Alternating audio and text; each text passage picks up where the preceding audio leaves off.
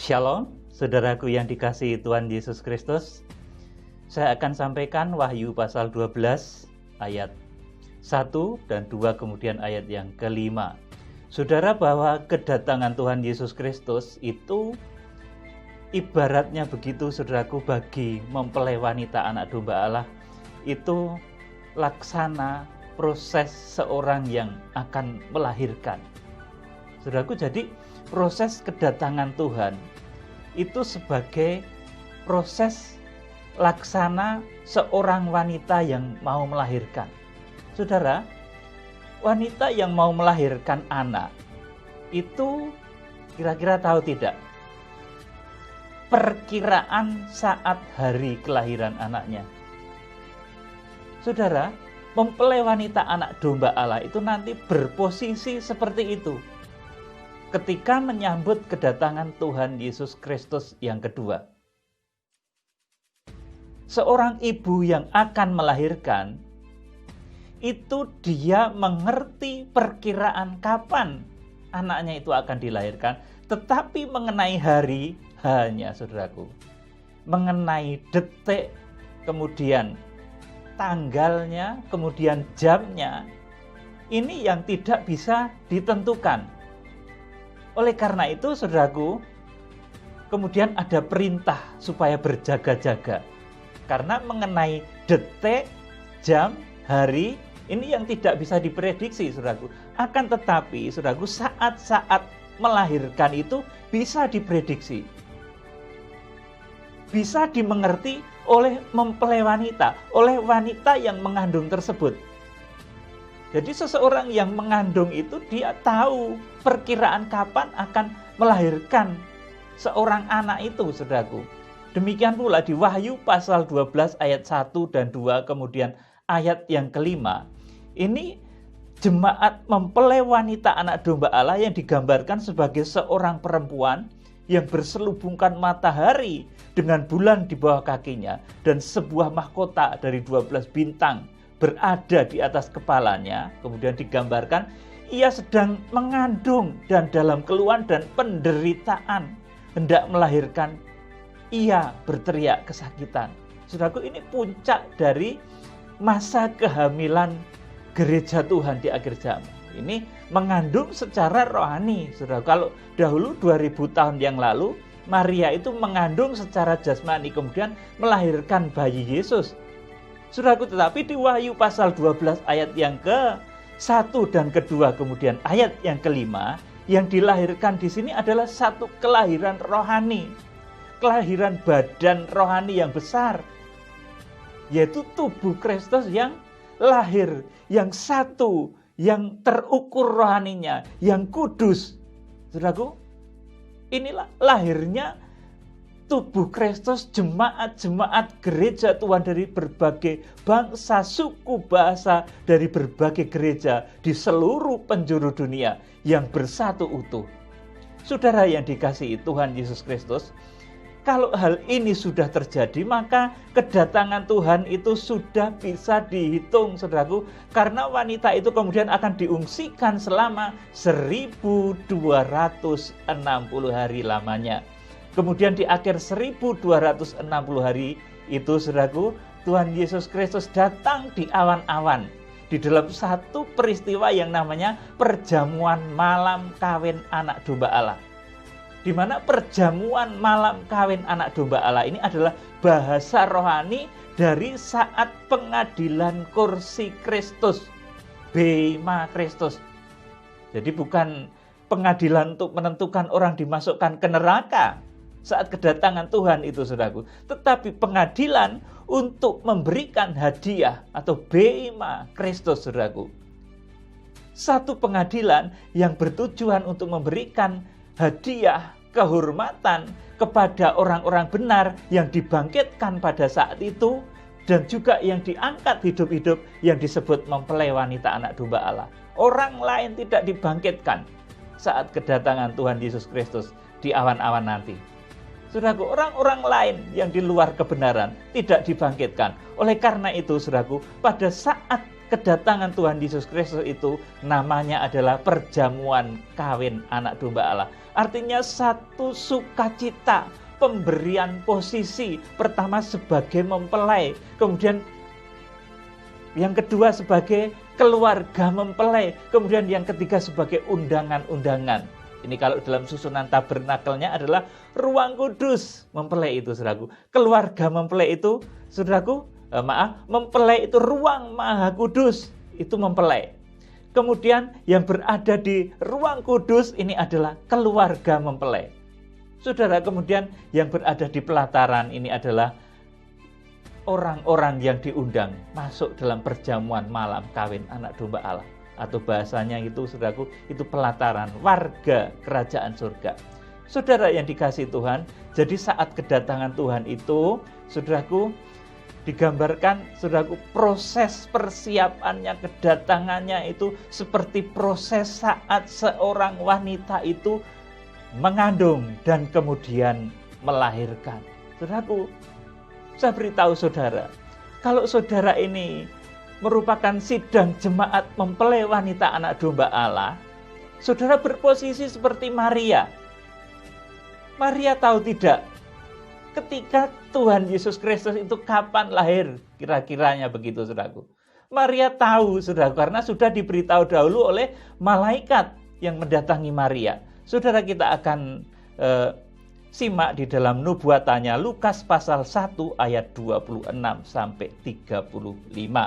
Ini tentang pemberitahuan tentang kelahiran Yesus. Nah, ini Maria tahu. Saudaraku, dia diberitahu malaikat 9 bulan. Saudaraku, sebelum Tuhan Yesus Kristus lahir itu Maria tahu. Saudaraku, demikian pula jemaat mempelai wanita anak domba Allah di akhir zaman, saudaraku. Ini, saudaraku, pada saat yang ditentukan nanti akan mengerti kapan, saudaraku, Wahyu pasal 12 ayat 5 itu digenapi. Kapan lahirnya gereja yang bersatu? Kapan wanita itu melahirkan seorang anak laki-laki yang akan menggembalakan segala bangsa dengan gada besi? Wahyu pasal 12 ayat 5 itu tahu persis. Dan kalau itu sudah diketahui, kedatangan Tuhan Yesus yang di awan-awan itu, saudaraku, Wahyu pasal 19 ayat 6 sampai 9 itu sudah bisa dihitung 1260 hari lamanya. Setelah, saudaraku, Wahyu pasal 12 ayat 1 dan 2 ini digenapi.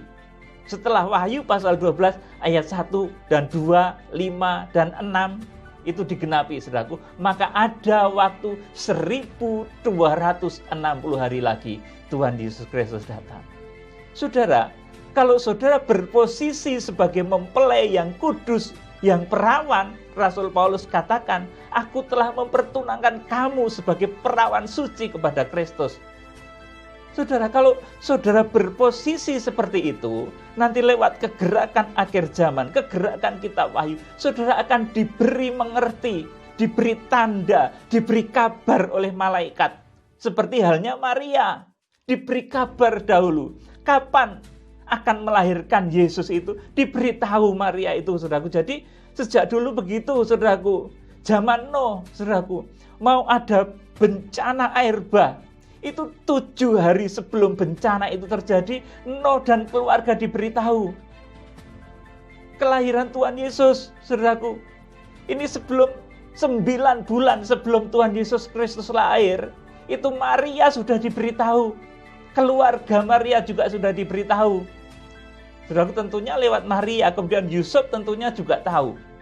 Saudara yang dikasihi Tuhan Yesus Kristus, jadi kalau saudara berposisi sebagai mempelai Allah yang kudus, yang siap menyucikan diri dengan kekuatan korban Kristus menjadi mempelai wanita anak domba Allah, saudara akan dibimbing untuk paham, untuk tahu masa. Saudaraku, semut itu dikatakan bijaksana karena dia tahu masa. Gadis-gadis yang bijaksana itu juga tahu masa. Saudaraku, demikian pas saudara yang berposisi seperti Maria nanti akan diberi tahu terlebih dahulu. Sekalipun untuk hari H-nya, Maria juga nggak tahu loh, saudaraku. Untuk hari H kelahiran Tuhan Yesus, Maria juga nggak tahu. Tapi Jelas itu 9 bulan ke depan. Itu tahu. Dan oleh karena itu, Maria harus berjaga-jaga, bersedia, bersiap-siap. Kita baca Lukas pasal 1 ayat 26 sampai 35. Dalam bulan yang ke-6, Allah menyuruh malaikat Gabriel pergi ke sebuah kota di Galilea bernama Nazaret kepada seorang perawan perhatikan, kepada seorang perawan yang bertunangan dengan seorang bernama Yusuf dari keluarga Daud. Nama perawan itu Maria. Ketika malaikat itu masuk ke rumah Maria, ia berkata, "Salam hai engkau yang dikaruniai, Tuhan menyertai engkau." Maria terkejut mendengar perkataan itu, lalu bertanya di dalam hatinya, "Apakah arti salam itu?" Kata malaikat itu kepadanya, "Jangan takut hai Maria, sebab engkau beroleh kasih karunia di hadapan Allah. Sesungguhnya engkau akan mengandung dan akan melahirkan seorang anak laki-laki, dan hendaklah engkau menamai dia Yesus. Dan ia akan menjadi besar dan akan disebut Anak Allah yang Maha Tinggi, dan Tuhan Allah akan mengaruniakan kepadanya tahta Daud bapa leluhurnya, dan ia akan menjadi raja atas kaum keturunan Yakub sampai selama-lamanya, dan kerajaannya tidak akan berkesudahan." Ini Tuhan Yesus. Kemudian kata Maria kepada malaikat itu, "Bagaimanakah hal itu mungkin terjadi karena aku belum bersuami?" Ayat 35, jawab malaikat itu kepadanya, "Roh Kudus akan turun atasmu, dan kuasa Allah yang Maha Tinggi akan menaungi engkau. Sebab itu anak yang akan kau lahirkan itu akan disebut kudus, Anak Allah." Saudara, berposisilah seperti Maria sebagai mempelai wanita anak domba Allah di akhir zaman, saudaraku, yang memiliki hati yang kudus. Wahyu pasal 14 katakan yang memiliki hati yang perawan. Saudaraku, kepada orang-orang yang berhati perawan ini, saudaraku, Tuhan akan berkenan hadir dan menyatakan dirinya, memberitahu dengan detail mengenai detail kronologis apa yang akan dikerjakan Tuhan di akhir zaman. Seperti halnya kelahiran Tuhan Yesus Kristus ini, saudaraku. Ini 9 bulan sebelumnya. Maria sudah tahu. Yusuf sudah tahu. Keluarga Maria dan keluarga Yusuf juga sudah tahu. Saudara, kedatangan Tuhan pun demikian. Saat pengungsian itu nanti akan terjadi, saat gereja nanti akan bersatu dari segala bangsa, suku, bahasa, itu nanti kita akan diberitahu saat pengungsian yang dahsyat itu. Orang sering masih salah tafsir ya, bahwa menyangka Wahyu pasal 12 ayat yang ke-6 dan ke-14, saudaraku, di mana gereja diungsikan di suatu tempat. Wahyu pasal 12 ayat 14 katakan, "Dan wanita itu mengungsi ke padang gurun dengan 2 sayap burung nasar." Orang sering mengartikan ini rapture. Ini bukan rapture, saudaraku. Ini satu proses yang dahsyat yang memindahkan gereja Tuhan untuk terhindar dari masa antikris yang lamanya adalah 1260 hari. Ini proses, saudaraku, menghindarkan jemaat-jemaat mempelai, jemaat-jemaat pilihan ke satu tempat yang saya sebut dalam bahasa saya sebagai Eden yang hilang, saudaraku. Ini nanti wanita itu akan dikembalikan lagi ke sana, ke posisi Eden yang hilang itu. Saudaraku yang dikasihi Tuhan, seperti halnya prosesnya itu seperti halnya ketika Adam dan Hawa itu keluar, dicampakkan dari Eden, saudaraku. Kemudian Eden ditutup dengan kerub, saudaraku. Saat itu, saudaraku, Eden yang hilang itu, saudaraku, akan kembali kita masuki, saudaraku. Eden itu nggak hilang, sekarang masih ada. Saudaraku, cuma saudara nggak bisa melihat karena ditutup oleh kerub, saudaraku. Di sanalah nanti wanita anak domba Allah, mempelai wanita anak domba Allah itu akan diungsikan. Wahyu pasal 14 ayat 1 sampai ayat 5 digambarkan tempat itu padang belantara pengungsian yang begitu indah. Suasananya Indah luar biasa, di sana ada nyanyian baru, denting kecapi, nyanyian baru anak domba Allah. Saudaraku, di sana suasananya begitu indah. Itulah suasana Eden yang hilang. Saudara, dan di sana nanti 1260 hari lamanya untuk menunggu saat kedatangan Tuhan Yesus di awan-awan. Dan kepada mempelai wanita ini, saudaraku, nanti akan diangkat, direpture ketika Tuhan Yesus Kristus datang. Saudaraku, tetapi orang-orang yang tertinggal nanti tidak akan diangkat hidup-hidup, melainkan mereka akan mati di masa Antikris. Tapi jangan takut, kalau mati di masa Antikris, tetap pegang iman di dalam Yesus. Nanti karena waktunya juga sudah bisa dihitung, yaitu 1260 hari. Jadi jangan takut. Kalau mati di masa Antikris itu nggak lama lagi dibangkitkan, saudara. Nggak usah takut, saudaraku. Saudara yang dikasih Tuhan, kembali saya sampaikan ini, saudaraku, bahwa kedatangan anak manusia, kedatangan Tuhan, itu prosesnya seperti proses wanita yang melahirkan. Bahkan di dalam, saudaraku, satu surat di 1 Tesalonika, saudaraku, itu digambarkan kalau kedatangan anak manusia, kedatangan Tuhan itu seperti orang yang sakit bersalin. Saudaraku, yang begitu mendadak, saudaraku. Tetapi saya beritahu saudara, orang sakit bersalin itu ada prosesnya. Saudara, Wahyu pasal yang ke-12 ayat yang ke-1 saya bacakan.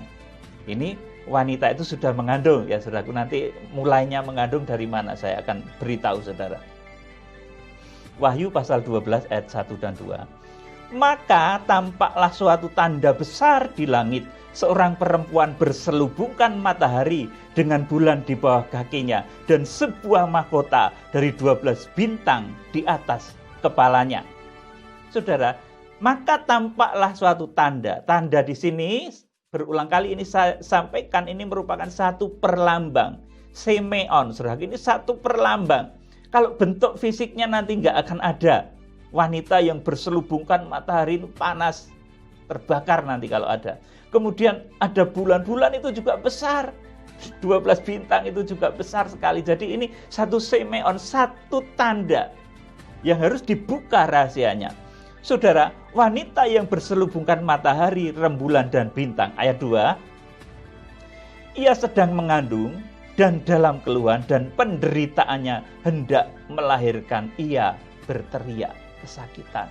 Saudaraku, ini proses Wahyu pasal yang ke-12 ayat 2 dikatakan ia sedang mengandung dan dalam keluhan dan penderitaannya hendak melahirkan, ia berteriak kesakitan. Wahyu pasal 12 ayat 1 dan 2 ini mempelai sudah dinyatakan mengandung. Ini bukan mengandung secara fisik loh, saudaraku. Ini juga arti rohani.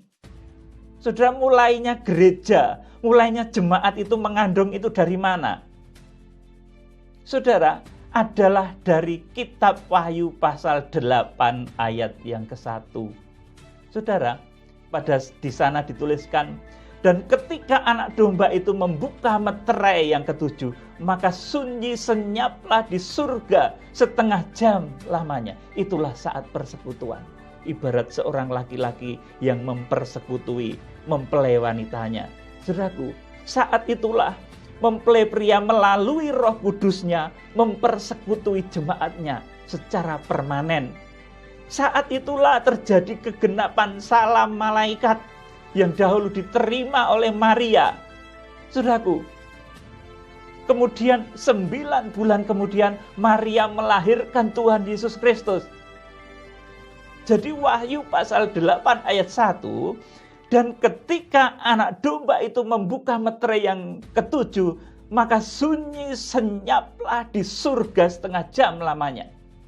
Itu tanda persekutuan permanen antara gereja yang bersatu dari segala bangsa, suku, bahasa dengan bangsa Israel, dan dipersekutui secara permanen oleh kuasa Roh Kudus.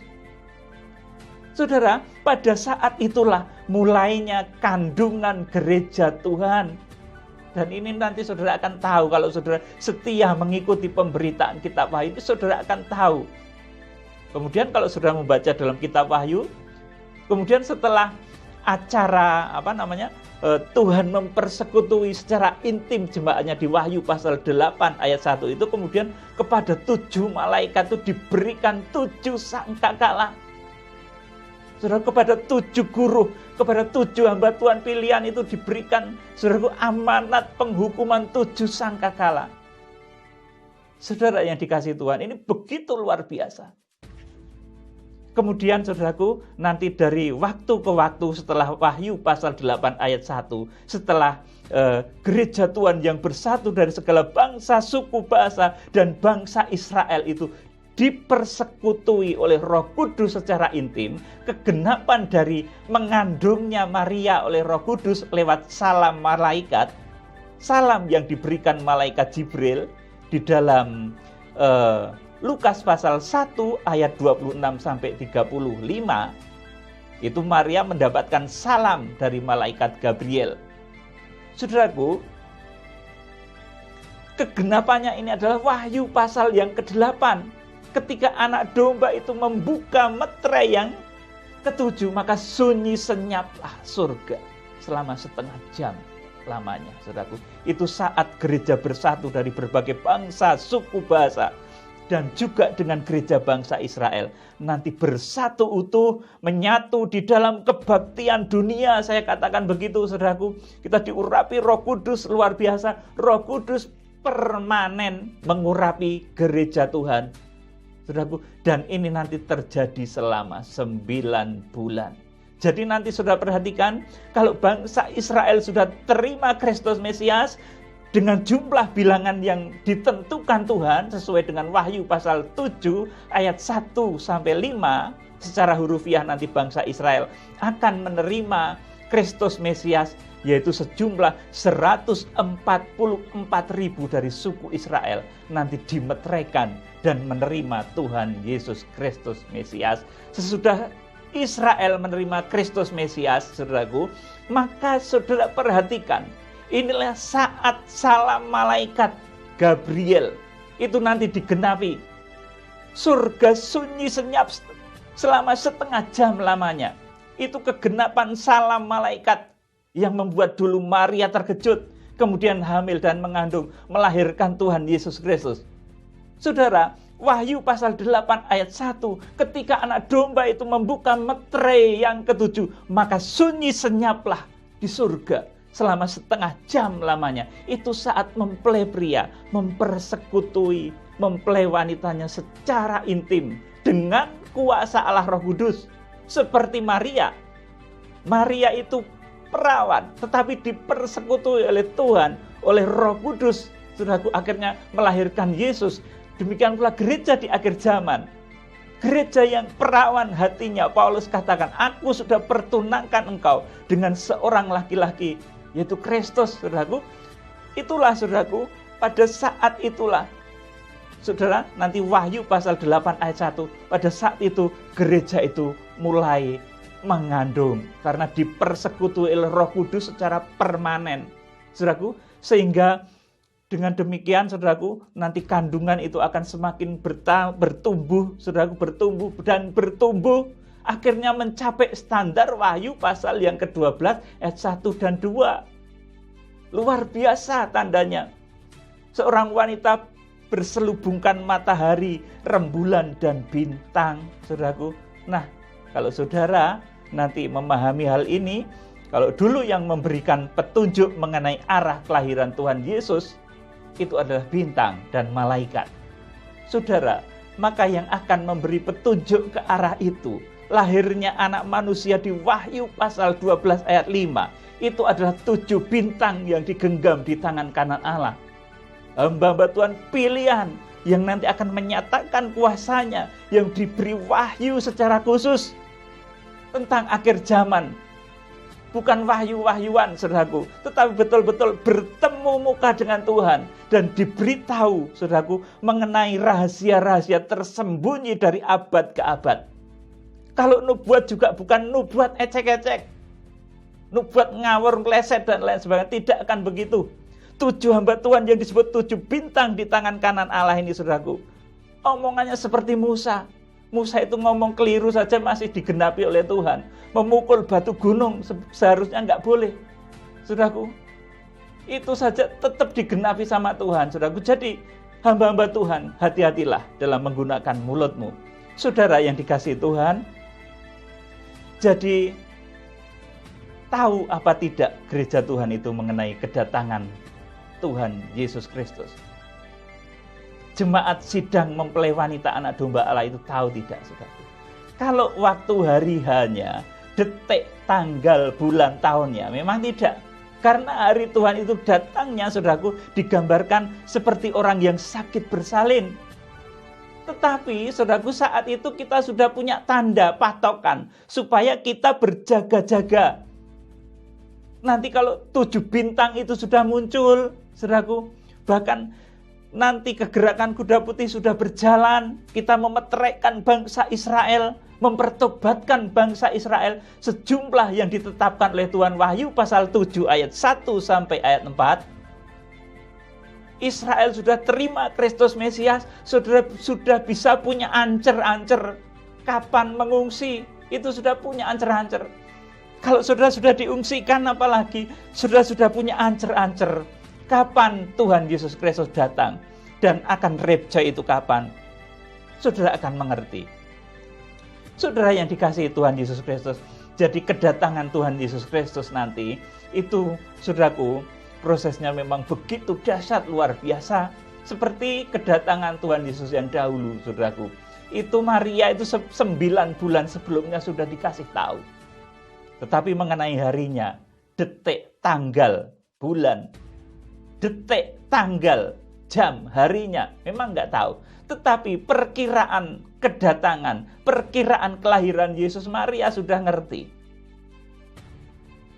Demikian pula nanti saat kita menerima kenyataan munculnya 7 bintang, saudaraku, kemudian kita menerima kenyataan tentang, saudaraku, Israel yang menerima Kristus Mesias dengan jumlah bilangan tertentu, saudaraku, kita sudah bisa, saudaraku, memiliki satu tanda untuk memahami kapan nanti pengungsian itu terjadi.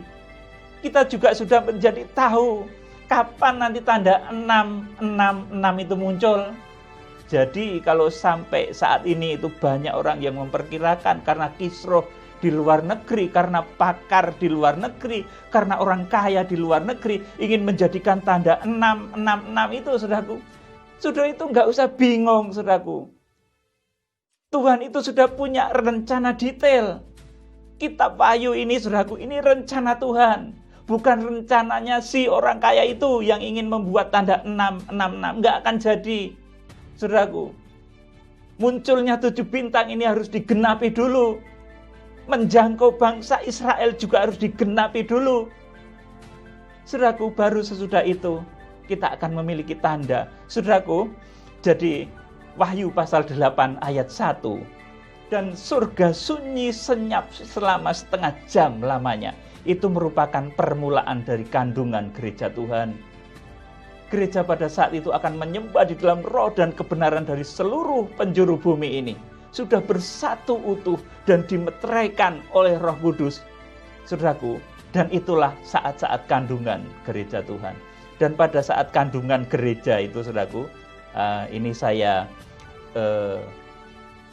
singkap secara medis saja ya, saudaraku. Dari gambaran medisnya, saudaraku, orang itu kalau mengandung ini bulan pertama itu terjadi persekutuan. Nah, ini Wahyu pasal 8 ayat yang ke-1. Surga sunyi senyap itu terjadinya persekutuan, pembuahan antara, saudaraku, mempelai pria dan mempelai wanitanya, saudaraku. Kemudian pada bulan yang kedua ini mulai tumbuh organ dan jaringan tubuh. Jantung, hati, ginjal, organ-organ tubuh mulai bersatu. Organ-organ tubuh Kristus dari berbagai penjuru bumi mulai bersatu, mulai merasakan satu getaran, satu irama. Saudaraku, kemudian pada bulan ketiga ini mulai terjadi perubahan fisik, saudaraku. Ada pusing kalau ibu-ibu yang melahirkan, berkurang nafsu makan, banyak doa puasa nanti pada saat itu, saudaraku. Dan lain-lain. Karena di tengah-tengah suasana penghukuman 7 sangkakala juga nanti, saudaraku, saat kandungan gereja Tuhan ini, 9 bulan saat kandungan gereja Tuhan ini terjadi penghukuman 7 sangkakala. Saudaraku, kemudian bulan yang keempat ini mulai ada pergerakan, saudaraku. Pergerakan Roh Kudus mulai dinyatakan ke seluruh penjuru bumi, menggoncang, mengharu biru dunia ini. Saudaraku, kemudian bulan yang kelima ini, saudaraku, janin akan berkembang pesat. Saudaraku, kita akan berkembang luar biasa. Kemudian bulan yang keenam, pada tanda kehamilan manusia, janin itu mulai mengenali cahaya.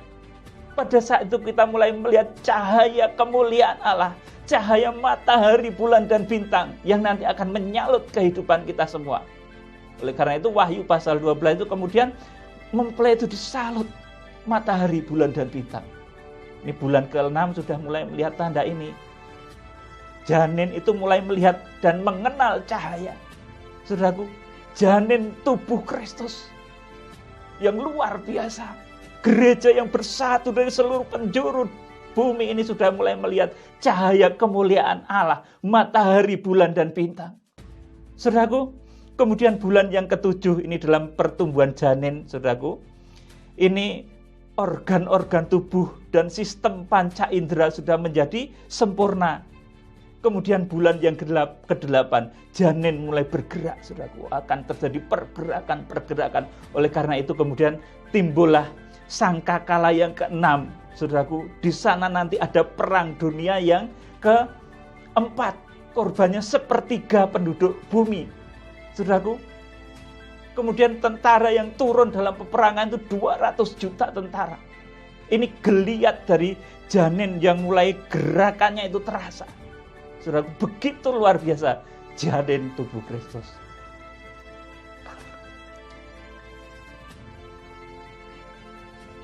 Saudara,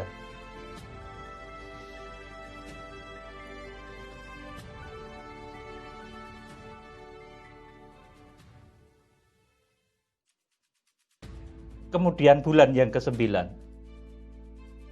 ini sudah bisa diprediksi lahirnya seorang anak laki-laki yang akan menggembala dengan gada besi.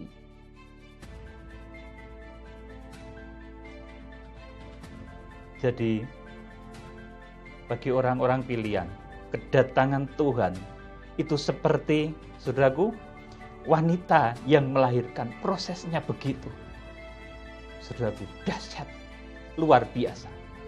Kalau sudah bulan yang ke-9 itu nanti akan ada bukaan 1, bukaan 2, bukaan 3, bukaan 4, bukaan 10, sampai akhirnya Wahyu pasal 12 ayat yang ke-5.